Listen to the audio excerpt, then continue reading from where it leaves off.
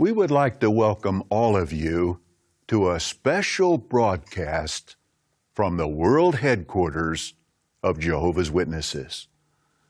As you may have already heard, yesterday, April 20th, the Supreme Court of the Russian Federation ruled against Jehovah's Witnesses and decided to liquidate the administrative center of Jehovah's Witnesses in Russia and all 395 local religious organizations. In essence, this means that the properties owned by the organization, such as our kingdom halls and our beautiful branch office, have been unjustly confiscated by the Russian government. The ruling goes into effect immediately. Our hearts go out to you, dear brothers and sisters in Russia, but we know that you deeply appreciate the support given to you by the worldwide brotherhood. Just think of how many letters were sent to Russian officials by your fellow worshipers around the world. Contemplate how many prayers and supplications were offered up to Jehovah and will continue to be made in your behalf. Your confidence in Jehovah warms our heart. In just a moment, we will be speaking with Brother Mark Sanderson, who was present in the courtroom when the decision was announced. However, before speaking with him, we know you will be very interested in this account of the 6 days of proceedings that led up to this very disappointing decision. The report includes comments from a delegation of brothers sent by the governing body to meet with officials and to be present for portions of the trial.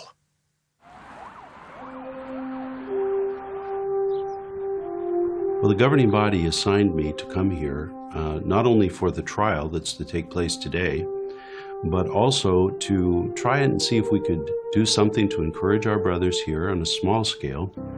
When we arrived at the airport, there was a large group of brothers. Many of them were of considerable size. They just kind of shepherded us through the airport, and we were standing there with them for a few minutes, and then one of the brothers suddenly smiled, and he said to me in Russian, "Thank you so much for coming." Братья из Нью-Йорка, из Лондона трудятся вместе с нами, они ничего не боятся, и это очень укрепляет и дает уверенность. Видна любовь, видна забота, видно, что братьям не все равно, что происходит с их дорогими духовными братьями и сестрами здесь, в России. The fundamental question in this case is whether Jehovah's Witnesses are engaged in extremist activity and whether the administrative center is guilty of having organized this extremist activity. When it became known that the Supreme Court of Russia was considering a ban on the worship of Jehovah's Witnesses, embassies from around the world requested information as to what led up to this. We were successful in getting high-level meetings with a number of different officials at embassies here in Moscow. And it's really been quite impressive to see the reaction of these people in high station. It impressed me that so many of them were eager to want to do something within the limited sphere that they have. And uniformly, they are just amazed that Jehovah's Witnesses, of all people, are subject to criticism or ban on the basis of being extremist. Now that comes across to them as completely absurd, because if there's one group of people that's known for their neutrality, it is Jehovah's people. Really now, our eyes are poised toward the trial. We're getting ready to go to the court, and we'll wait and see what's going to happen. And as we were going to the court, there were about 200 waiting to get into the courtroom, mostly our brothers, but then some who were just interested in the hearing. We could see the cameramen, the microphones, and the many reporters who were there. It was clear that this was now an international event. Just when we were in the entranceway, we stepped in.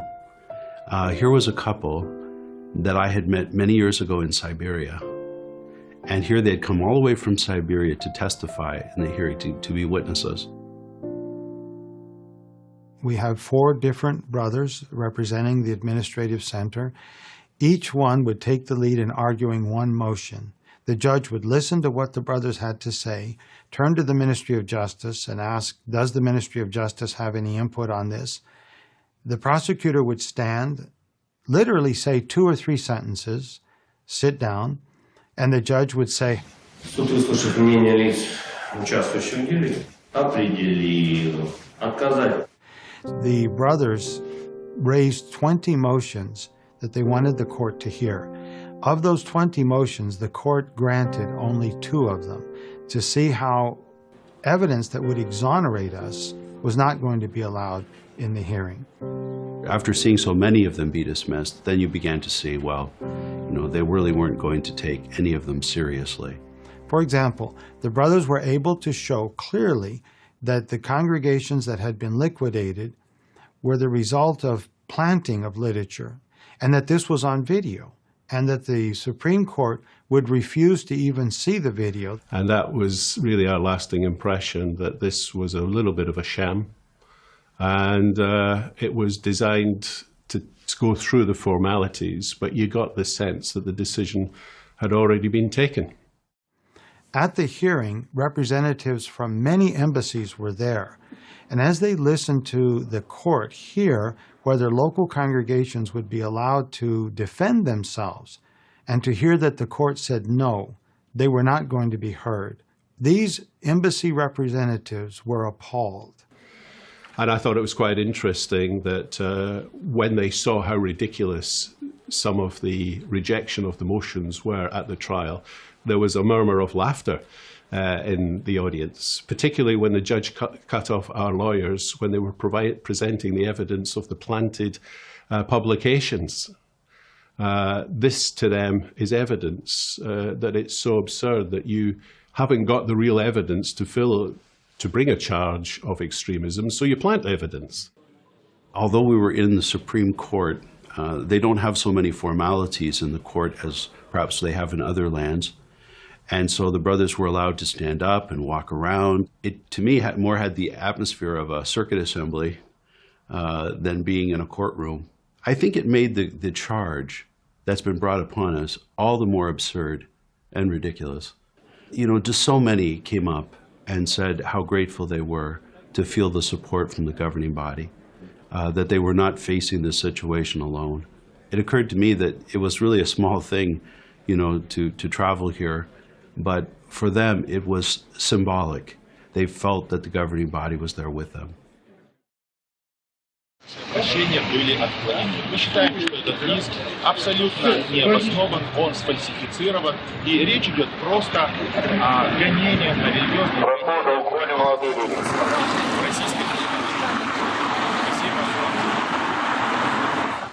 The decision has not been made. We'll have to wait and see.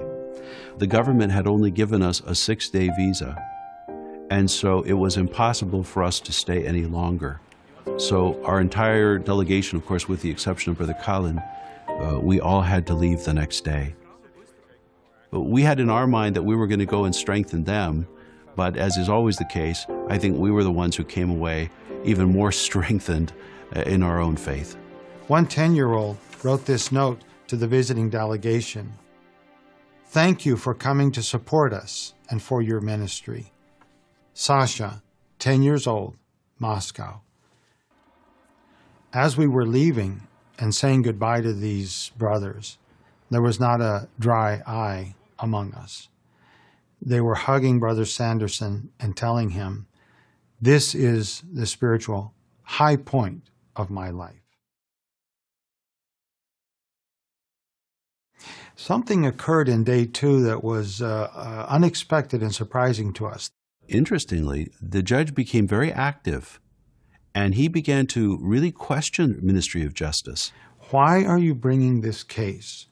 What evidence do you have that they are engaged in extremist activities? Личные убеждения граждан лицом защищенных Скажите, а прав. у граждан будет существовать опасность, что окажется какая-нибудь книга, которая в реестре экстремистских материалов одного гражданина соберутся вместе, начнут читать эту книгу вслух?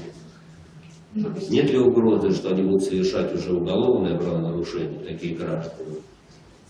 Если эти граждане объединятся для того, чтобы прочитать книжку экстремистского содержания. Вы же сами сказали, что религиозные группы останутся.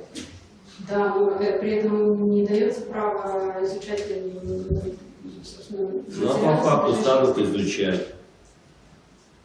Будут совершать преступления это уже или нет? Как с правами верующих граждан? The third day of the hearing reminded us of Matthew 10:18. And you will be brought before governors and kings for my sake. But then what's the reason? It says, for a witness to them and the nations. The international community worldwide has now heard the testimony of 6 Jehovah's Witnesses, clearly, cogently, convincingly explaining to the court that we are law-abiding, peaceful citizens, the farthest thing from extremists. For example, one longtime member of Jehovah's Witnesses, Vasily Kalin, explained to the judge that as a child, he had been forced into exile with his parents and was forced to live in Siberia for years. Везде в грязных товарных вагонах более 20 суток. В нечеловеческих условиях, каких обычно перевозят скот. Но для меня было интересным одно обстоятельство этого дела. Мои родители, а также любой из свидетелей Иеговы мог избежать этой участи. Нужно сделать было всего лишь маленькое дело – отказаться от веры, подписать документ о причине. Интересно, что если ты преступник, и поэтому ты подлежишь суровому наказанию, навряд ли кому-то предоставится такая возможность. Но такая возможность была предоставлена свидетелям Иеговы, и лишь только потому, что они не являлись преступниками. Сегодня ничего не изменилось. Decades later, he was exonerated and cleared of all charges against him. In Russia, he's considered or referred to as a rehabilitated person, meaning that the charges against him have now been expunged. And now, at this point in his life, they're saying he's an extremist. Anyone could see that the same efforts that had been made so long ago to try to hunt down and wipe out Jehovah's Witnesses were just reappearing now at this particular time.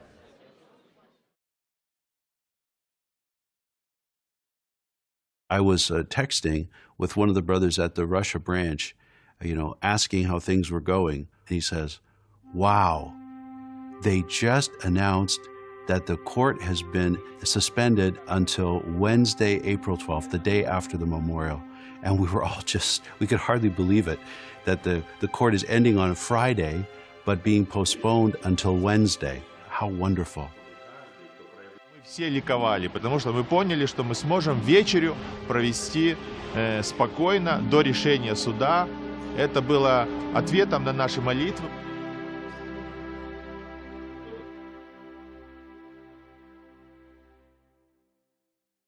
Четвертый день выступали наши свидетели. Это наши братья и сестры, у которых есть научная степень. Они рассказали о том, как Библия помогла им изменить свою жизнь к лучшему, что они могут совмещать научную работу с религиозной деятельностью. И на этом фоне потом выступали свидетели со стороны Министерства юстиции, которые пытались убедить суд, что свидетели Иеговы отрицают высшее образование, что они все работают на низкооплачиваемой работе и что все они рабы какого-то теократического государства. We had an adjournment up till April the 19th. That gives the Brotherhood in Russia the opportunity to attend the special talk. And that special talk is all about peace, how to cultivate peace in an angry world. So we really hope to be in the courtroom with our brothers at the time when the decision is issued. Well, even though it would seem almost impossible that we could get a visa to return to Russia. Basically, we would have to make application from Kazakhstan. If Jehovah wills and we're able to get the visa, then Tuesday evening I'll return to Russia, and then on Wednesday morning we will be in the court.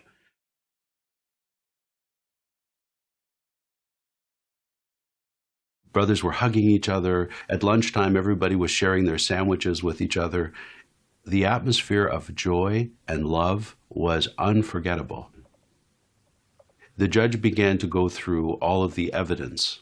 And so there were 43 volumes of evidence that had been brought forth in the trial, either by the Ministry of Justice or by our attorneys. And so every one of those volumes had to be reviewed. And so it was kind of a long process. Our attorneys were able to ask the Ministry of Justice, where is the evidence that funding from the administrative center was used for any improper activities? And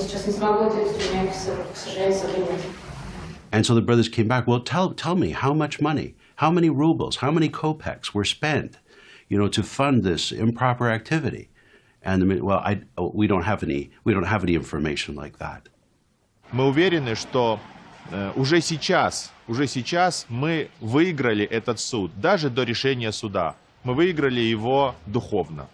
Я думаю, что в истории народа Бога в России этот суд был пиком интереса и популярности среди населения нашей страны. Никогда прежде пресса, общественные деятели, в целом люди не интересовались свидетелями Иеговы в такой степени.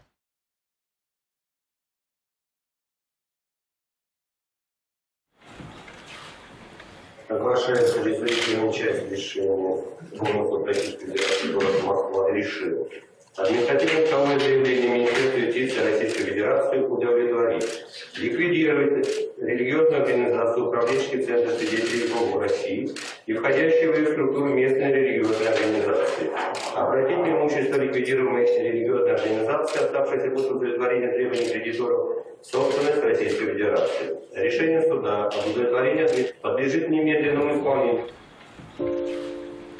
In fact, it was quite a surprise to me that one single judge could deliberate on 6 days of evidence and within an hour come back and ban a religion from practicing its faith.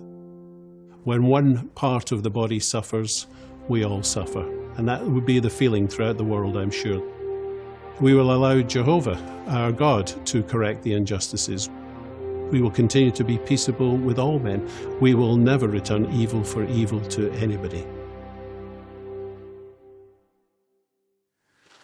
We have Brother Mark Sanderson of the governing body tied in with us, and we're so happy to have you with us, Mark. And first, we'd just like to thank you very much for making the trip to Russia, Moscow, to be with the brothers during this critical time. And we heard so many comments about how much the brothers appreciated having you there with them. Oh, thank you so much, Steve. To stand unitedly with our brothers in Russia in that courtroom when they were facing such a vicious attack on their worship from the devil was a tremendous privilege. I have to say, in all my years in serving Jehovah, I don't think I ever felt so proud to be one of Jehovah's Witnesses as when I was standing in that courtroom. Very encouraging, Mark. But tell us, please, a little more about what was the reaction of the brothers when they heard this negative decision. Well, Steve, to understand their reaction, I think we have to just kind of recap with what's been happening, because for the last couple of days, there has been such a joyful spirit in the courtroom. The brothers and sisters have been walking around, greeting one another, taking photographs, hugging one another. There's just been this tremendous joyful feeling within this courtroom. And so then, just before the decision was given, we heard the closing statements from our 4 attorneys and also from Brother Sergei Cherepanov and Brother Vasily Kalin, who are both on the branch committee in Russia. And, these brothers made such powerful statements. Their arguments were so compelling that, we all felt just very pumped up by what they said. And then one of the statements that several of these brothers made was that really we're not really standing before the Russian Supreme Court, but really the great judge of the universe, Jehovah, is the one who's judging all matters.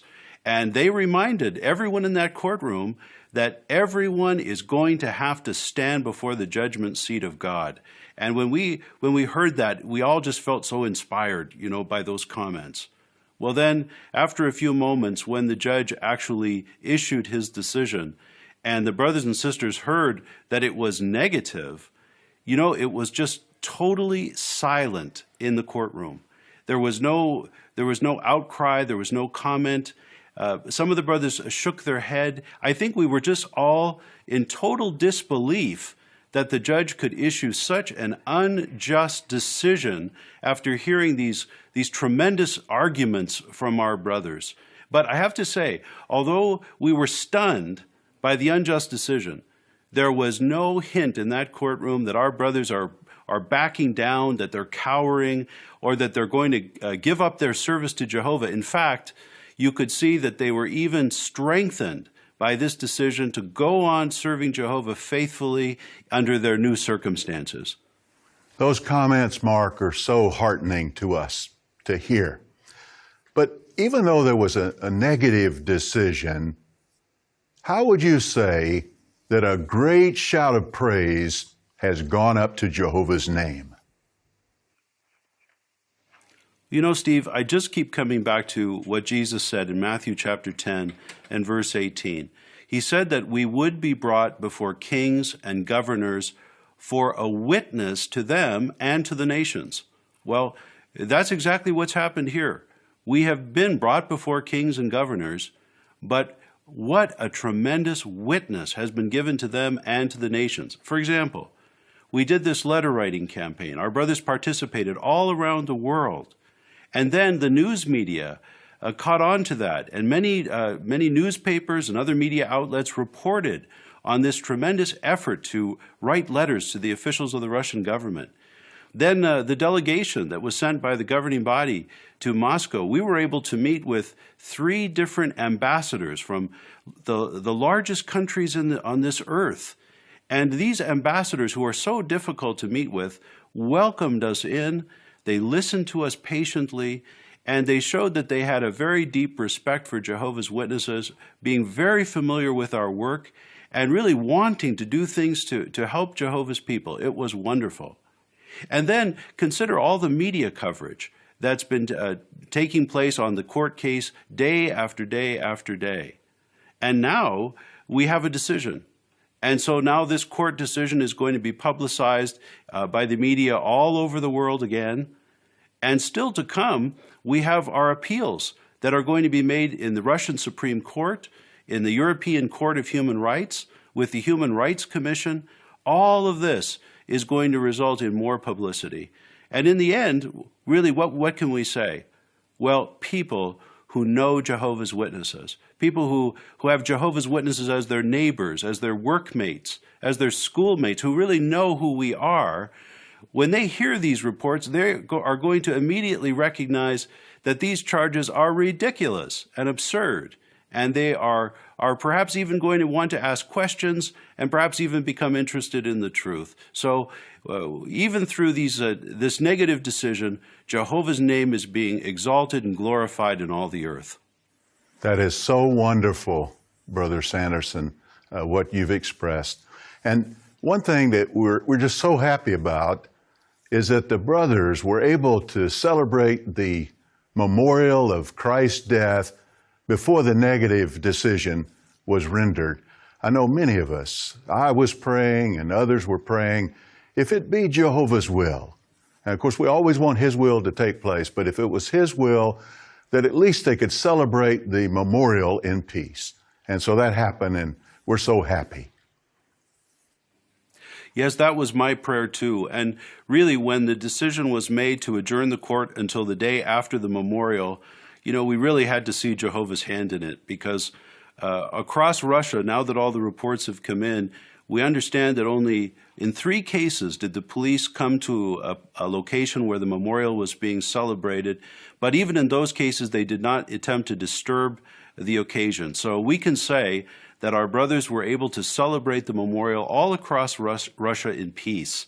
And of course, even with the special talk, because again the court adjourned, the special talk was also held across Russia in peace. And so in a mighty way, Jehovah stood by his people and allowed them to have these 2 very important spiritual occasions before this decision.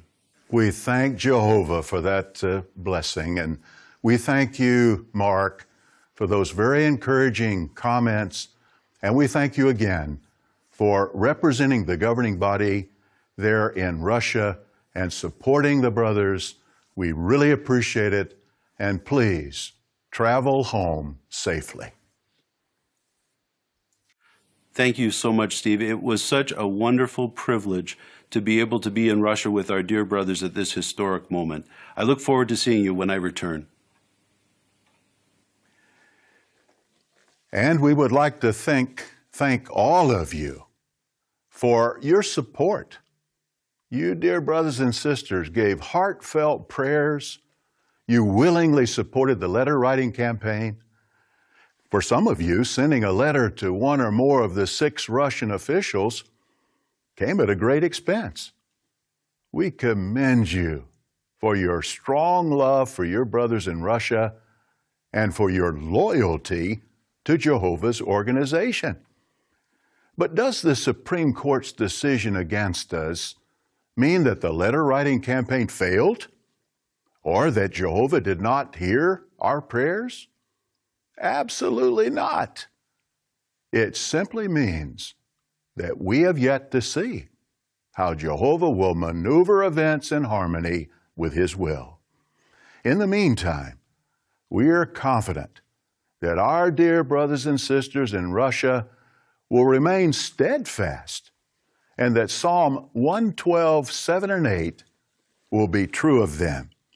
There it says of Jehovah's righteous one, he will not fear bad news.